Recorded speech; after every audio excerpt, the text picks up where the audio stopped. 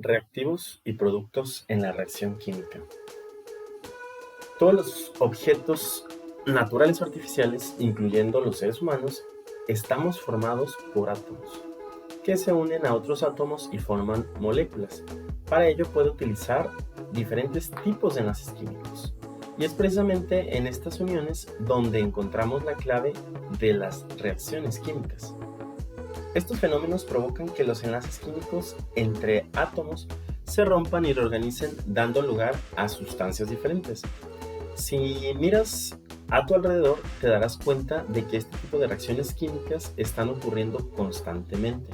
Sin ir más lejos, cuando respiramos o nos alimentamos, proveemos a nuestras células de elementos químicos que ellas transforman en energía y otros elementos mediante una reacción química o en este caso bioquímica. Entonces, ¿qué es una reacción química? La definición de reacción química es muy sencilla.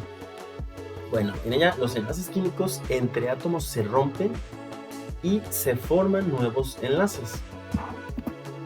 Es decir, son procesos mediante los cuales la composición de los compuestos iniciales se transforma para obtener sustancias con propiedades diferentes.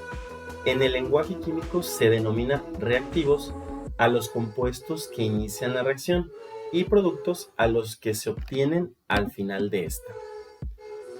Hay reacciones que suceden de manera muy rápida y otras que tardan algunos minutos. Al encender un cerillo, el cambio químico que se presenta es rápido, pero la oxidación de los metales, por ejemplo, como el hierro, es una reacción mucho más lenta. Muchas reacciones las provoca el ser humano para satisfacer sus necesidades y son la base de numerosas industrias y actividades. Si tenemos como reactivos, por ejemplo, mantequilla, leche, harina, huevo y azúcar, que inician la reacción química al hornearlos y obtenemos un delicioso pastel, que es el producto. Este ya no tiene la apariencia ni el sabor de los ingredientes con que se elaboró, pues es el resultado de un cambio químico. Ecuaciones químicas. Para representar en orden lo que sucede en una reacción química, se utiliza la ecuación química. En esta se expresan los reactivos y los productos, así como sus principales características. Para este fin se utilizan las fórmulas químicas que ya hemos estudiado, que representan las moléculas que participan. En la oxidación del hierro, por ejemplo, la reacción se representa de la siguiente manera, como podemos observar en esta imagen. Del lado izquierdo los reactivos y del lado derecho de la flecha los productos. Podemos leer esta ecuación química de la siguiente manera. El hierro en estado sólido reacciona con la molécula de oxígeno en estado gaseoso para dar como producto el óxido de hierro en estado sólido. Observa que la ecuación se expresa como una operación matemática, una suma, por ejemplo, en la que tenemos los componentes que se van a sumar, una flecha que equivaldría al signo de igual y al final, pues, el resultado. En la primera parte, antes de la flecha, se indican los reactivos y en la segunda, después de la flecha, los productos. Expresión de la ley de Lavoisier. Representemos la reacción que sucede con el agua oxigenada mediante la ecuación siguiente. Esta ecuación expresa dos moléculas de peróxido de hidrógeno en estado líquido reaccionan para dar dos moléculas de agua en estado líquido y una molécula de oxígeno en estado gaseoso. En esta ocasión aparecen en color azul los números que llamamos coeficientes, los cuales indican la cantidad de moléculas que de cada compuesto participan en la reacción y siempre van del lado izquierdo. La flecha color rojo expresa gas que se libera.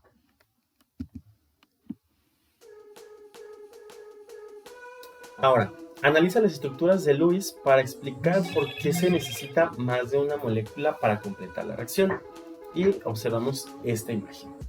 En primer lugar, número 1, el agua oxigenada, o también llamado peróxido de hidrógeno, está constituida por dos átomos de hidrógeno y dos de oxígeno, que comparten sus átomos de valencia, con lo que cada oxígeno completa sus 8 electrones, como ya hemos visto anteriormente. Posteriormente a esto, número 2, en el momento de reaccionar de la molécula se separa un átomo de oxígeno y los demás se reacomodan para formar una molécula de agua, como podemos ver en la imagen. Número 3. Si solo hubiera una molécula de peróxido de hidrógeno, quedaría un átomo de oxígeno que tiende a completar su octeto para lograr estabilidad. Es necesaria la participación de otra molécula de peróxido de hidrógeno para que el oxígeno se reúna con un átomo igual y forme la molécula de oxígeno, en este caso pues gaseoso. Y por último, número 4, como resultado se va a formar entonces otra molécula de agua, que es lo que podemos observar en los productos.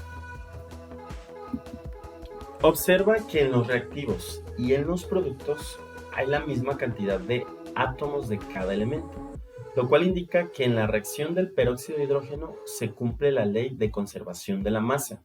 Para comprobarlo, recuerda que los subíndices, o sea, el número chiquito que está al lado derecho del símbolo químico, expresan el número de átomos de la molécula, y los coeficientes que se encuentran del lado izquierdo expresan la cantidad de moléculas, y cuando estos no aparecen, significa que es una sola molécula, es decir, el coeficiente es 1.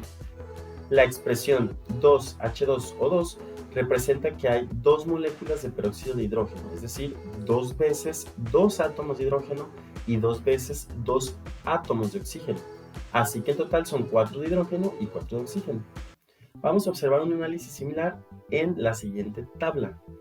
Vemos 4 columnas. En la primera, pues, representar los átomos con el nombre del elemento, hidrógeno y oxígeno, su símbolo químico. En la segunda columna, tercera columna, qué encontramos en los reactivos, y en la cuarta, qué encontramos en los productos de esa reacción química. Entonces, tenemos la misma molécula en este caso.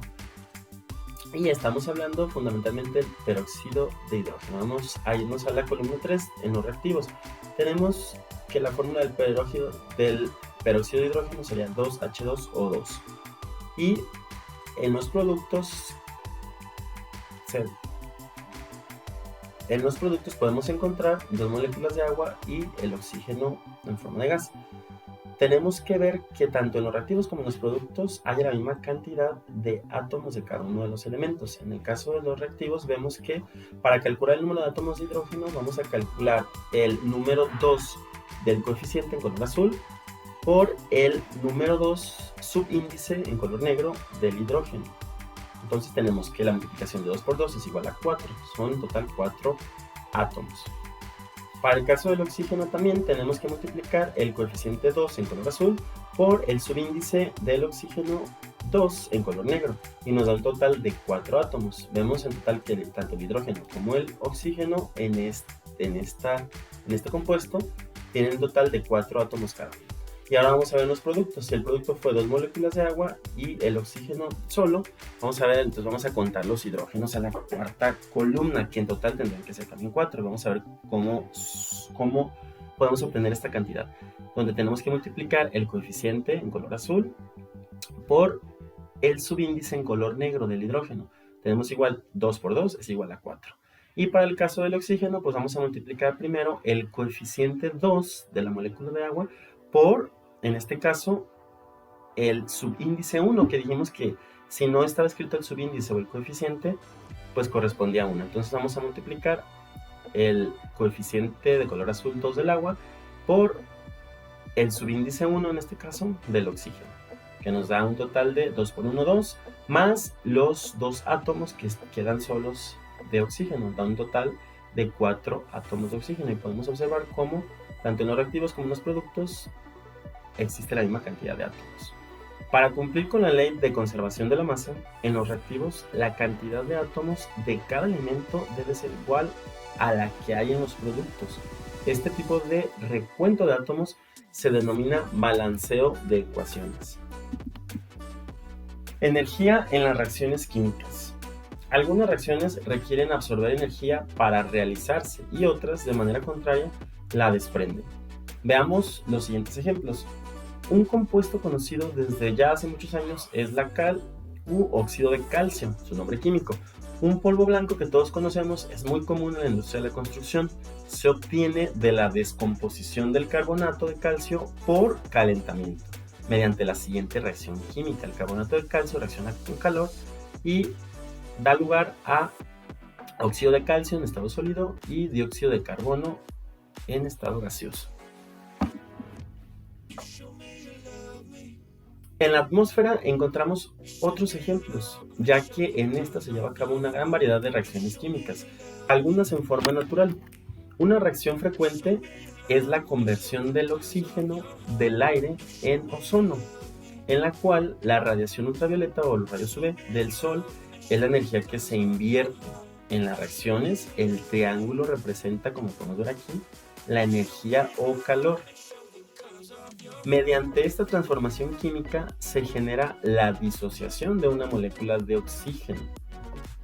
Luego, estos átomos se reacomodan con otras dos moléculas de oxígeno para formar una molécula de ozono, o sea, O3, como se ilustra en la figura. El proceso fotoquímico de la formación de ozono en la atmósfera se inicia cuando los fotones de luz ultravioleta catalizan o aceleran las moléculas de oxígeno y las disocian, haciendo que se combinen después con otras moléculas de oxígeno. Las reacciones químicas, como en este caso, que para efectuarse requieren inversión de energía, se llaman endotérmicas. En otros casos, la reacción emite calor en el momento de ocurrir, por ejemplo, en la flama que genera una estufa que utiliza gas propano, se lleva a cabo la siguiente reacción. El propano en estado gaseoso más el oxígeno en estado gaseoso reaccionan para dar lugar a dióxido de carbono en estado gaseoso, agua en estado líquido y desprenden calor. De igual modo, la reacción que se lleva a cabo al encender un cerillo genera el calor suficiente para crear una flama. Y luego vemos representado en la siguiente reacción. Fósforo en estado sólido y el oxígeno en estado gaseoso reaccionan para dar lugar a óxido de fósforo en estado sólido y desprenden calor. En este caso, las reacciones químicas como estas que desprenden energía se denominan exotérmicas. No olvides darle like, compartir y suscribirte para enterarte de más contenido. Gracias.